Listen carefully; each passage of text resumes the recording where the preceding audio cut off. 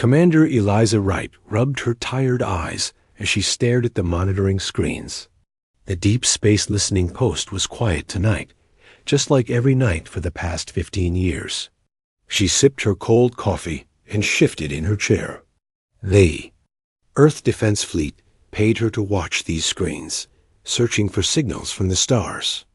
So far, the stars had remained silent. Earth was alone in the galaxy, or so most humans thought. Eliza knew better. 50 years ago, scouts from the Galactic Confederation had visited Earth briefly. They classified the planet as a death world and placed it under quarantine. Humans were too dangerous, they said, too aggressive, too adaptable. The high-gravity, toxic elements, and dangerous animals on Earth had shaped humans into something the aliens feared. Only a few hundred people knew about this contact. Eliza was one of them. Her job was to listen for any change in the quarantine status. For 15 years, nothing had changed. Until tonight. A soft beeping sound came from her console.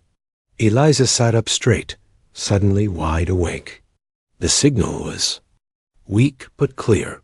It was not from the Confederation. It was not directed at Earth.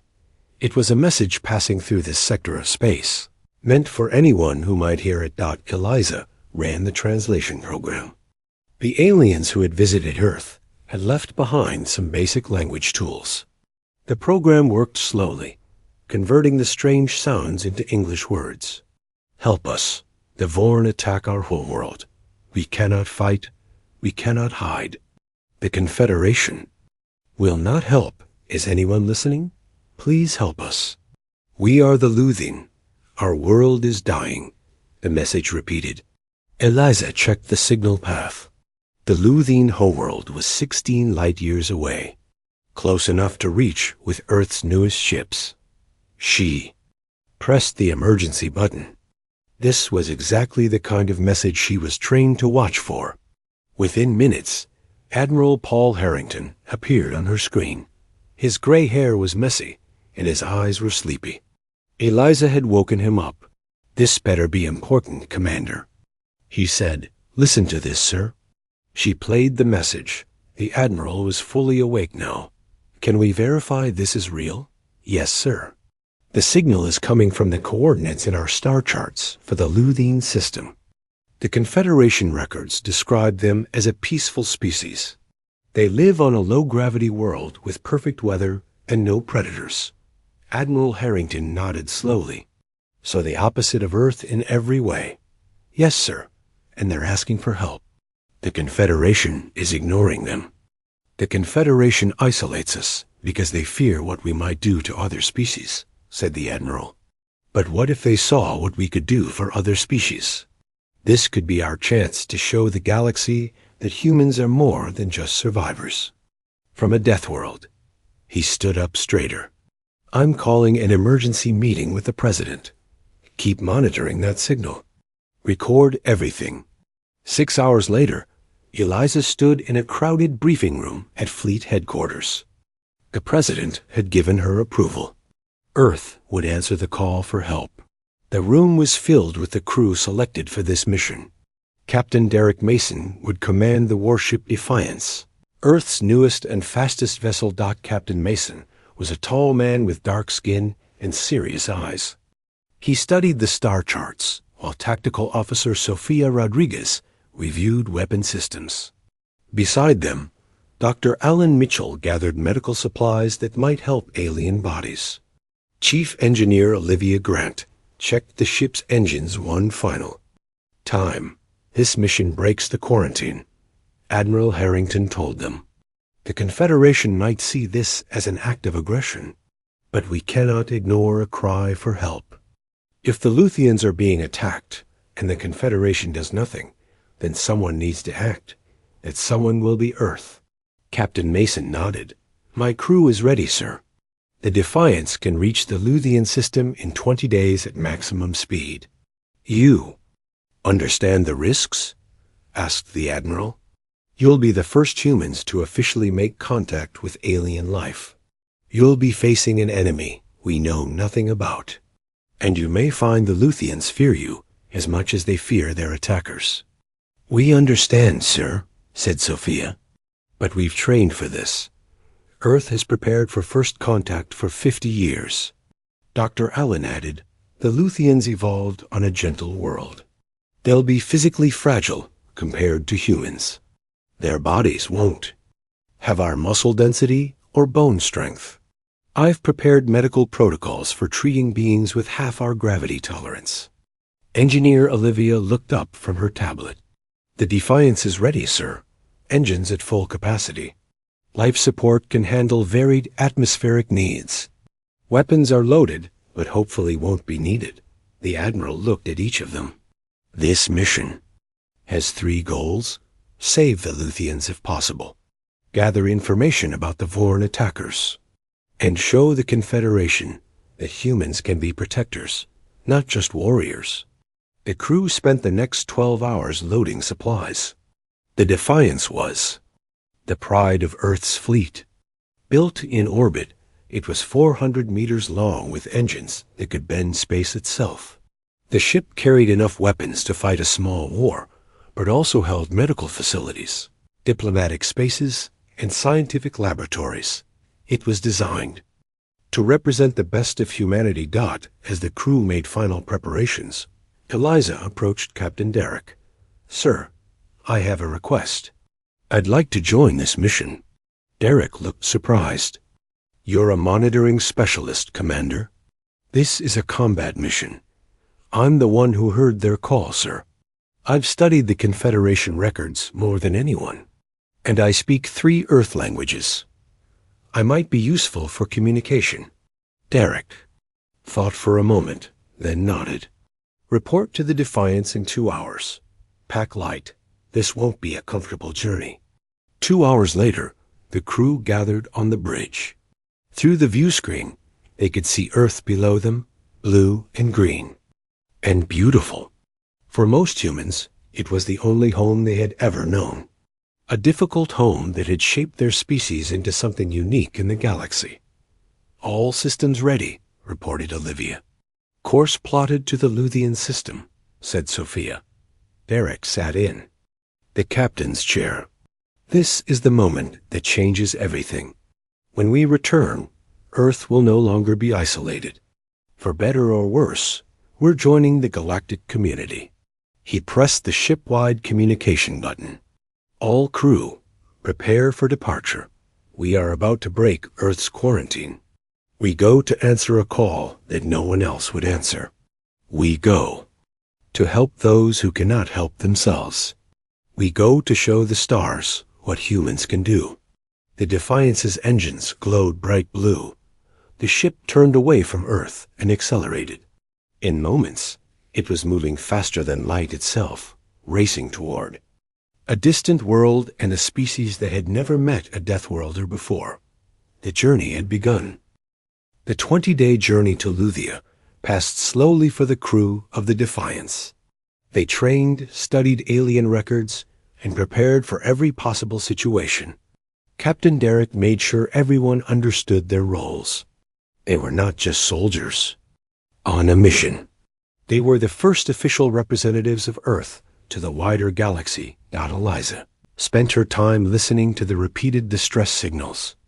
Each day, the messages from Luthia grew more desperate. The Vorn attacks were getting worse. Time was running out. On the 20th day, the Defiance dropped out of faster-than-light travel at the edge of the Luthian system.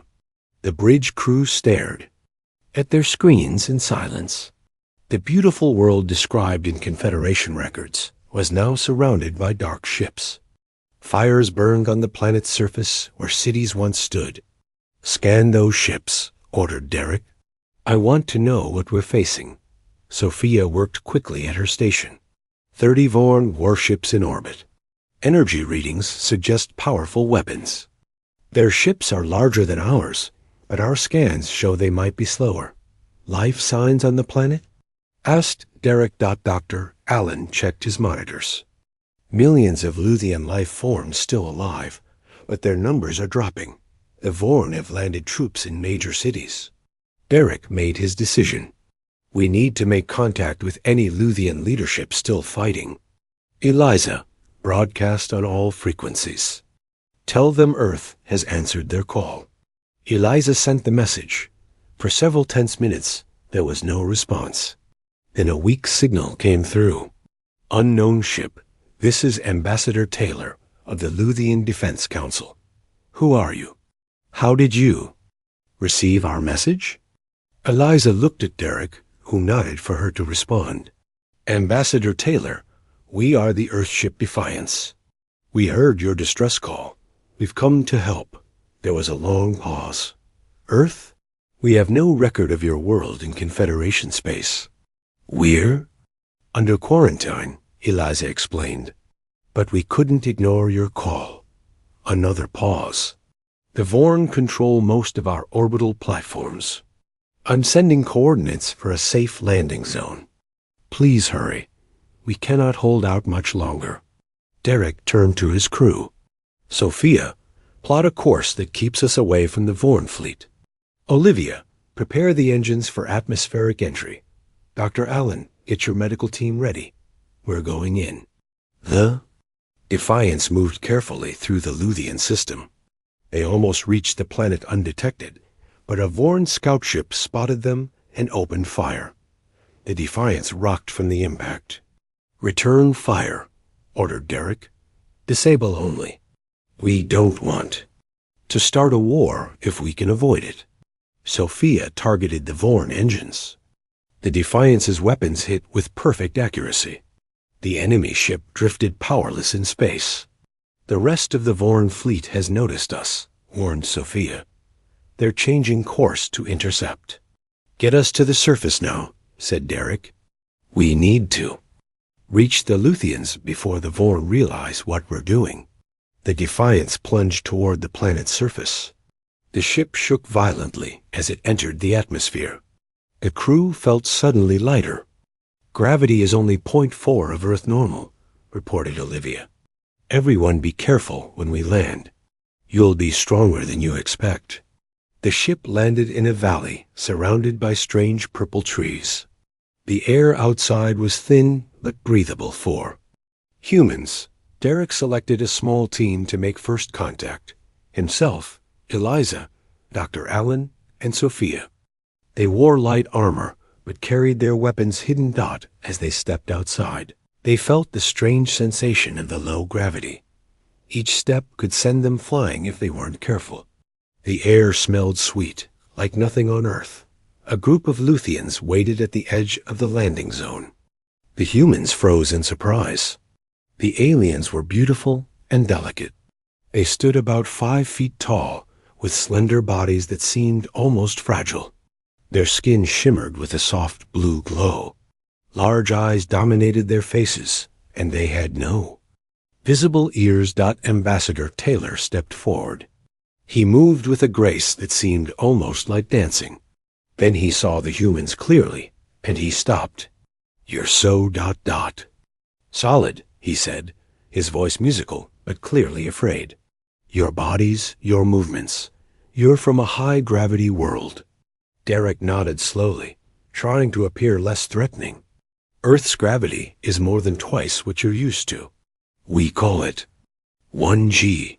The Luthians whispered among themselves. One word kept being repeated. Deathworlders. Eliza stepped forward carefully. Yes, Earth is considered a death world by Confederation standards, but we've come to help, not harm. Taylor seemed to struggle with this idea. The Confederation warned all worlds about Deathworlder species. They said you were too dangerous to join galactic society. Too aggressive. Too ... adaptable. And yet we're here because you called for help and no one else came, said Derek. Judge us by our actions, not by what others say about us. Taylor considered this, then nodded. You're right. Please, follow me. Our situation is desperate. The Luthians led the humans to an underground shelter. Inside, thousands of Luthians huddled in fear. Many were injured.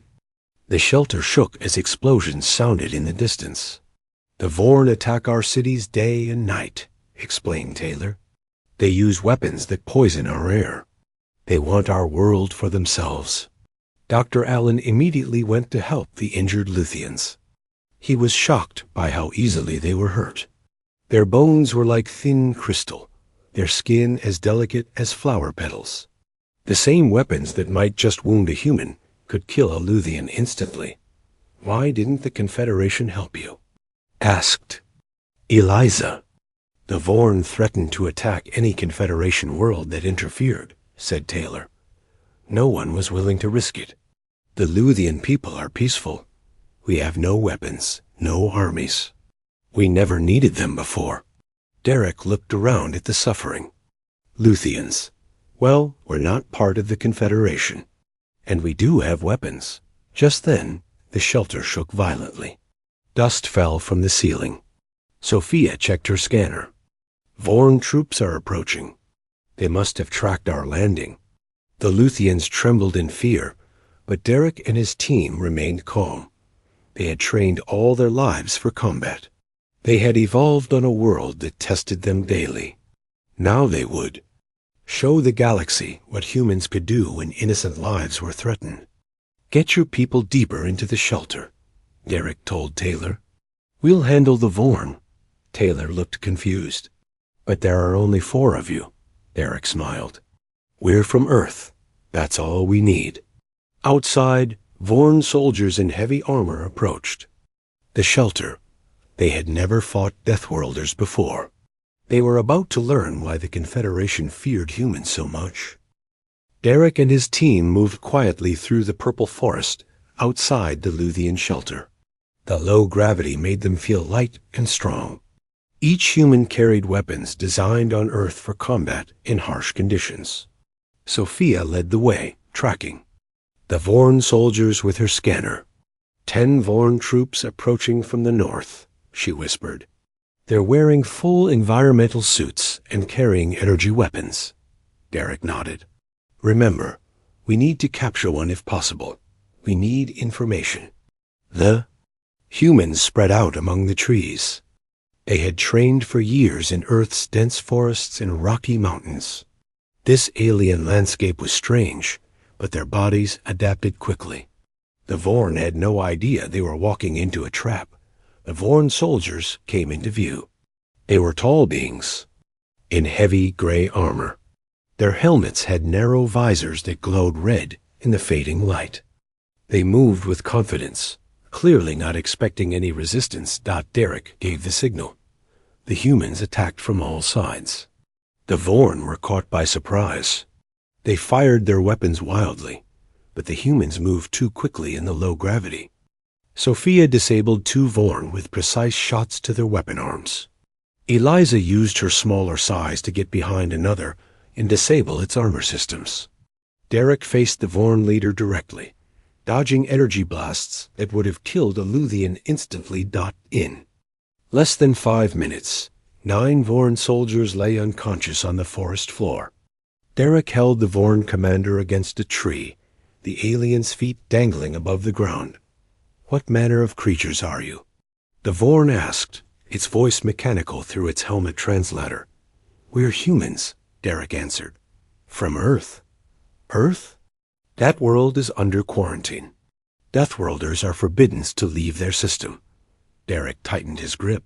We broke quarantine to help the Luthians. Now you're going to tell us everything about your forces. Back at the shelter, Dr. Allen examined the captured Vorn commander. The alien had been stripped of its armor. Without it, the Vorn looked almost fragile. It had gray skin and a tall, thin body with 4 arms. Its face was flat with small eyes adapted to a dim homeworld. Their species evolved on a low-gravity moon with a thick atmosphere, Allen explained to Taylor. They're not much stronger than Luthians physically. They rely on their technology and armor. Taylor looked at the Vorn with fear and confusion. Why do they attack us? We never threatened them. The Vorn commander spoke reluctantly. The Luthian world is perfect for our people with minor terraforming. Our population grows. We need more worlds, so you just take them asked Eliza. Kill the native species? It is the way of the universe, said the Vorn. The strong survive, the weak perish. Derek shook his head. Not while we're here. More humans from the Defiance had joined them in the shelter.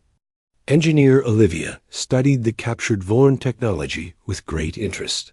Their weapons are designed to release toxins that target Luthian biology, she explained. But these toxins are similar to pollutants we dealt with on Earth centuries ago. Our bodies can filter them. You mean humans can breathe the air in the poison zones? Asked Taylor in amazement. We won't enjoy it, said Alan. But yes, we can function there. The Vorn have created battlefields that actually favor humans. Derek gathered his team to make plans. The Vorn had conquered 17 worlds before reaching Luthia. Their strategy was always the same. Orbital bombardment, poison the atmosphere, then ground invasion against weakened defenders. They had never faced a species that could resist their environmental attacks. We need to establish a defensive perimeter around the main Luthian cities, Derek told his team. Sophia, start training any Luthians who are willing to fight. Sophia looked doubtful. Their bodies aren't built for combat like ours. Train them to use their natural abilities, Derek suggested. They can camouflage themselves in their environment. They're faster than us in this gravity. They know this world better than anyone. Olivia held up a Luthian communication device. Their technology is actually more advanced than ours in some ways. They've developed biotechnology that works with living systems instead of against them. We could adapt this to create defensive systems. Over the next few days, the humans established a base in the largest Luthian city still standing. More Luthians emerged from hiding as word spread that Deathworlders from Earth had come to help them. Many were afraid of the humans at first. Humans' dense muscles, solid bones, and aggressive instincts seemed monstrous to a species that had evolved in peaceful harmony with their world. But as the Luthians watched humans work tirelessly to protect them, their fear turned to wonder. The humans could carry loads that would crush a Luthian.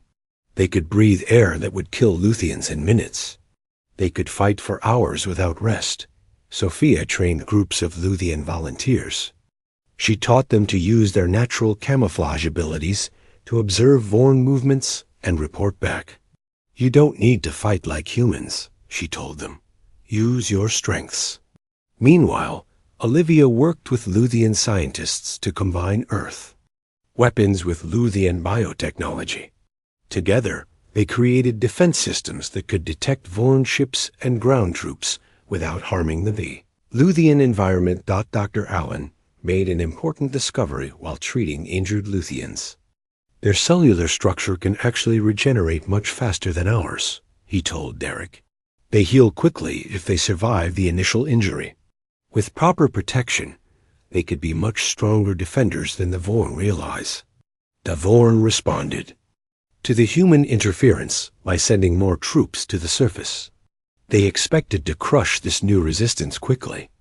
Instead, they found their patrols ambushed by invisible Luthians who disappeared into the forest. Their sensors were fooled by decoys created with Luthian biotechnology. And whenever they encountered humans, they suffered heavy losses.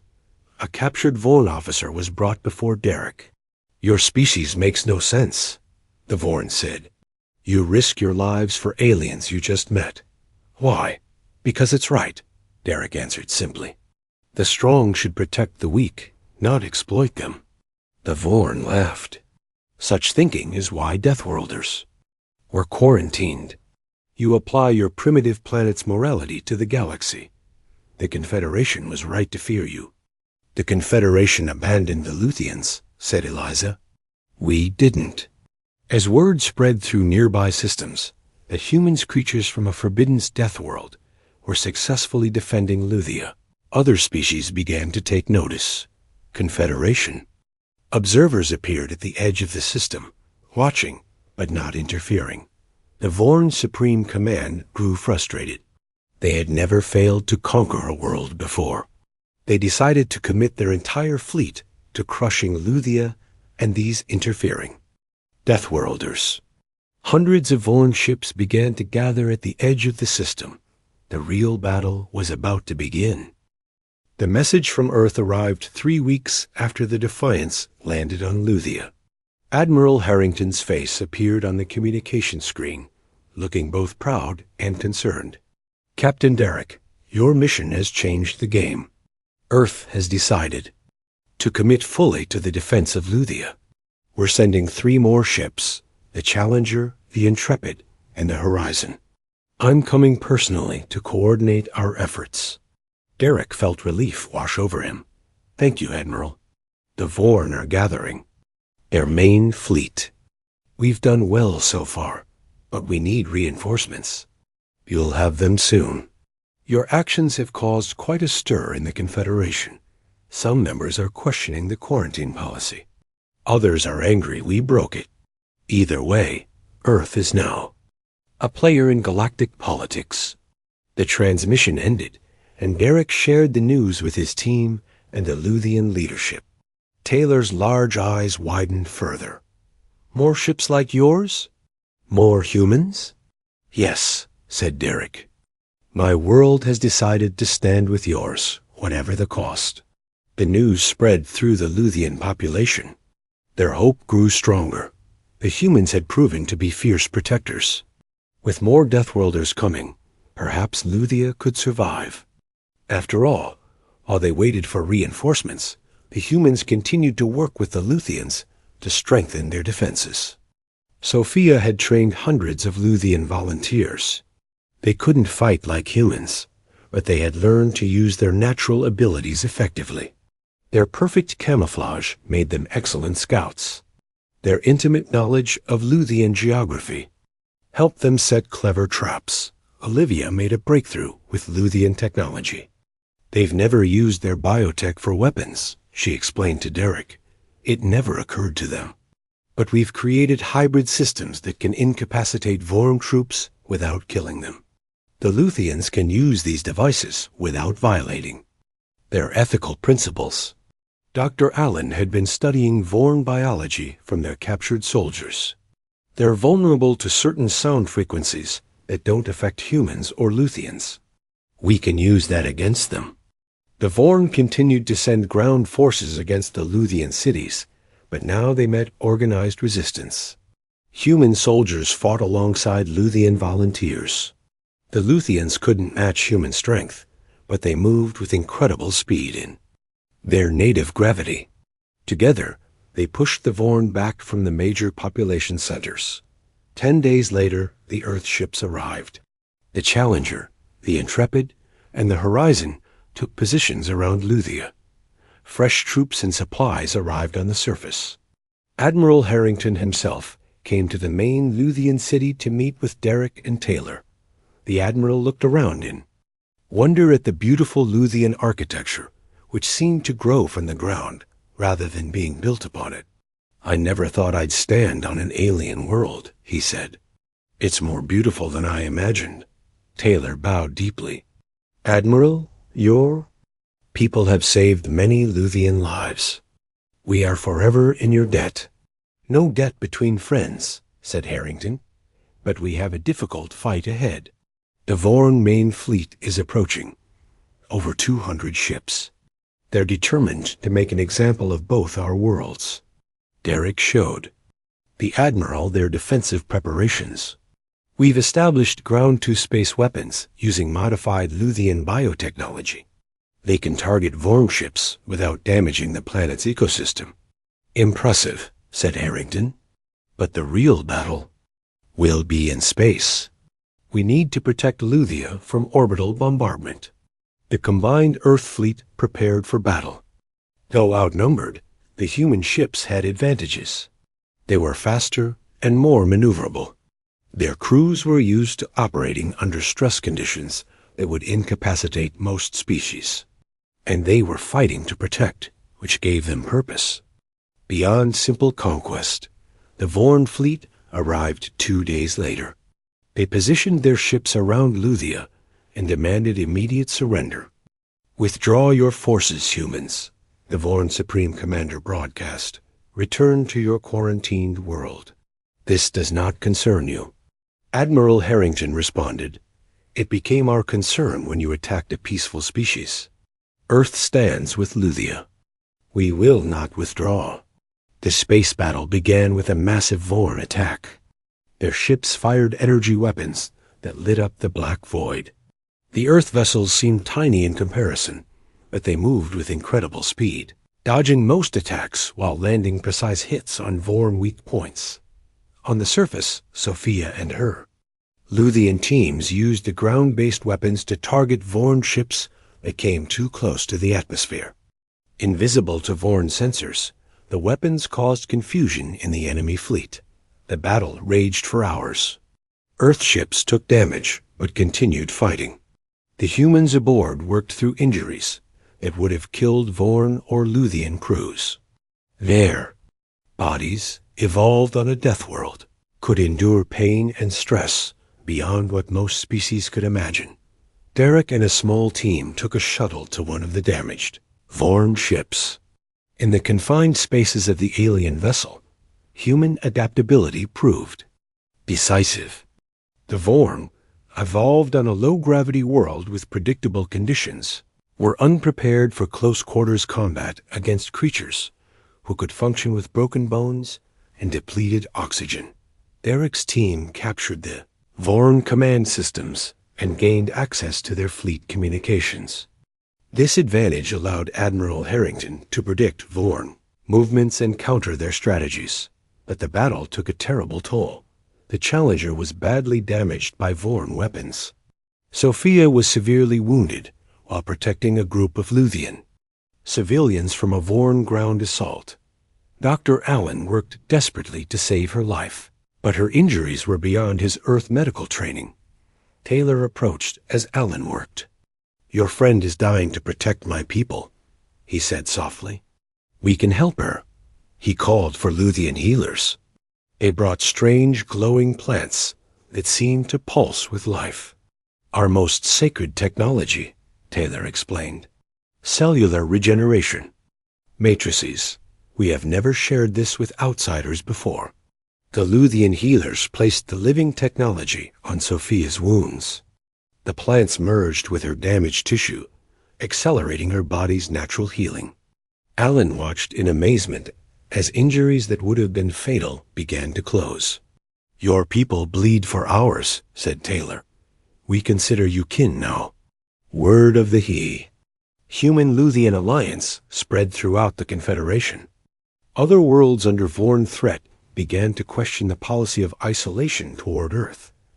If Deathworlders could be such formidable protectors, perhaps the Confederation had been wrong to fear them. The Vorn Supreme Commander, facing unprecedented defeat, made a desperate decision. If they could not have Luthia, no one would. They ordered their remaining ships to prepare planet-killer weapons, massive gravitational disruptors that would tear Luthia apart at its core.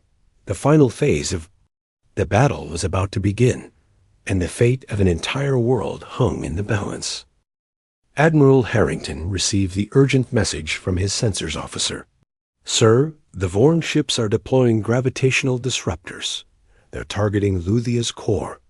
They mean to destroy the entire planet." The bridge crew of the Defiance fell silent. Everyone knew what gravitational weapons could do.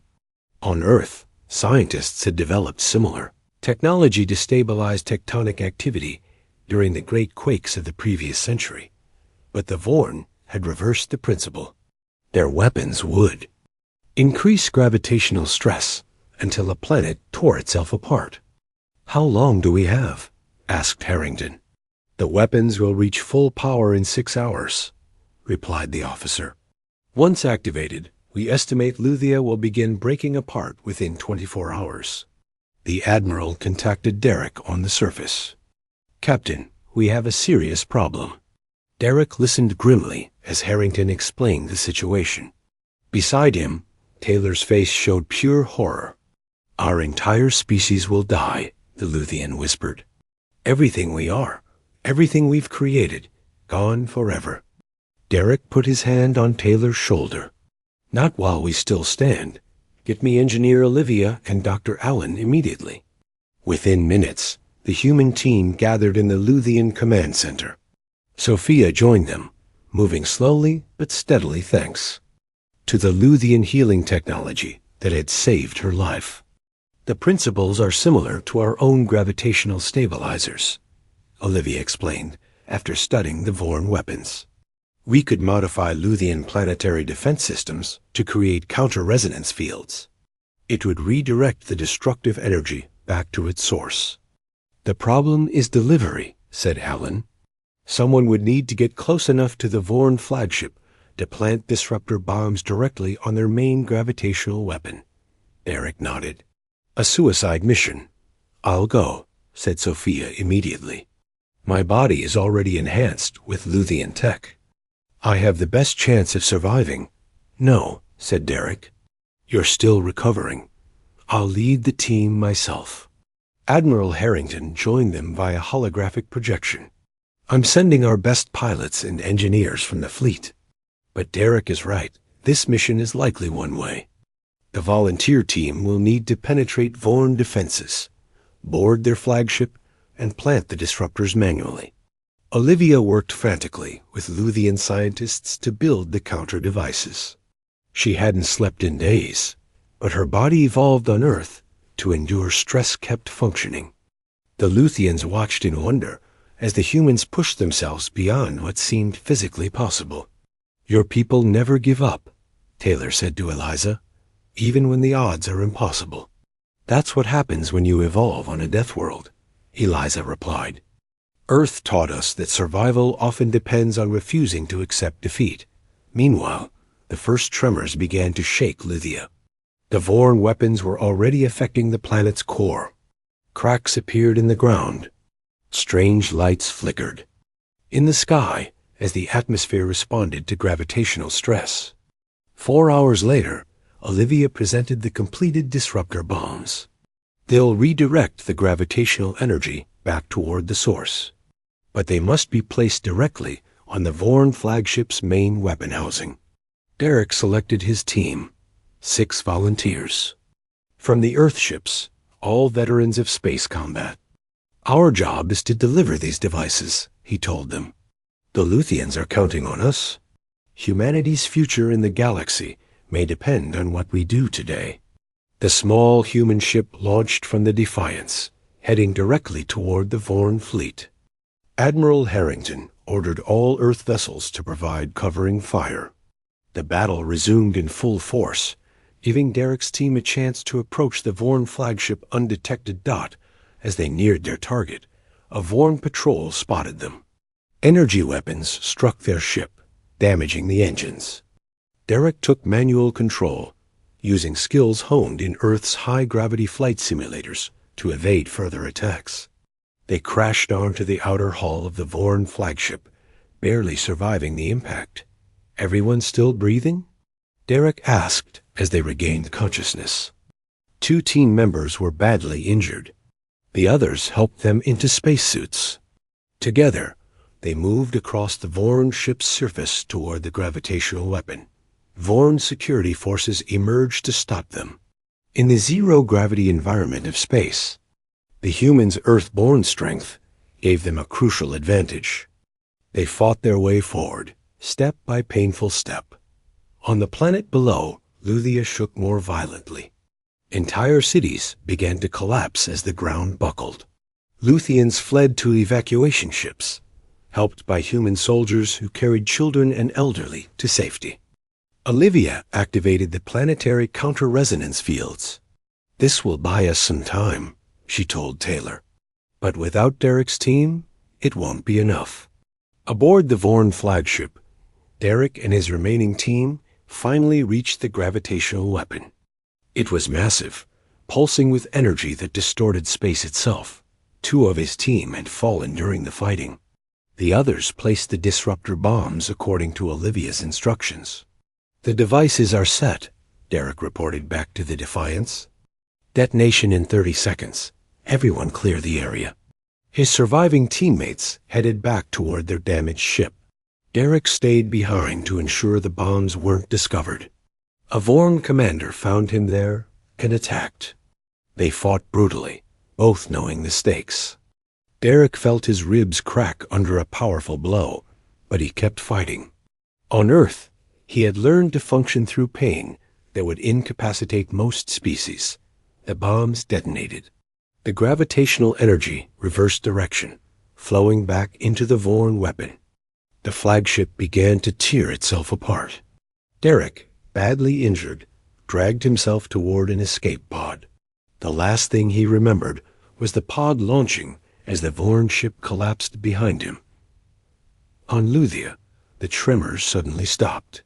The gravitational attack had been neutralized. The remaining Vorn ships, seeing their flagship destroyed and their supreme commander lost, began to retreat from the system. Admiral Harrington ordered a search for survivors from Derek's team. They found his escape pod drifting in space. Derek was alive but critically injured. They rushed him back to Luthia, where Dr. Allen and Luthian healers worked together to save him. 3 days later, representatives from the Galactic Confederation arrived. They had monitored the conflict from afar. They came prepared to censure Earth for violating quarantine, but what they witnessed changed everything. They saw humans working alongside Luthians, protecting the weak without conquering them. They observed human medical teams treating Vorn prisoners with the same care as allies.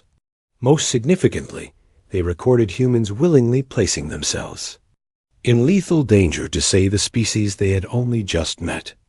A month later, on the newly rebuilt Luthian capital, Ambassador Taylor addressed the Confederation Council.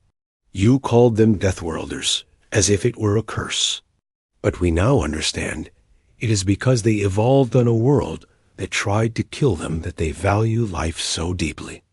Their strength exists to protect, not to dominate." The Confederation voted to end Earth's quarantine. Humans would no longer stand isolated. A new era of cooperation began, with humanity offering protection to peaceful worlds while learning from their advanced cultures. Derek, fully recovered thanks to Luthian healing technology, stood with Sophia, Eliza, Olivia, and Alan as the Earth and Luthian flags were raised side by side. When we answered that distress call, Admiral Harrington said to them, "We hope to prove ourselves worthy of galactic citizenship." Instead, we discovered something more important. "What's that, sir?" asked Sophia. "That being Deathworlders isn't our curse," he said. "It's our gift to the stars." The signal that had crossed the void had changed the course of galactic history. Humanity forged in adversity, tempered by hardship, and defined by resilience, had found its place among the stars not as conquerors, but as guardians. And across the galaxy, when new threats emerged and peaceful worlds trembled, they no longer whispered of Deathworlders with fear. They called for them with hope.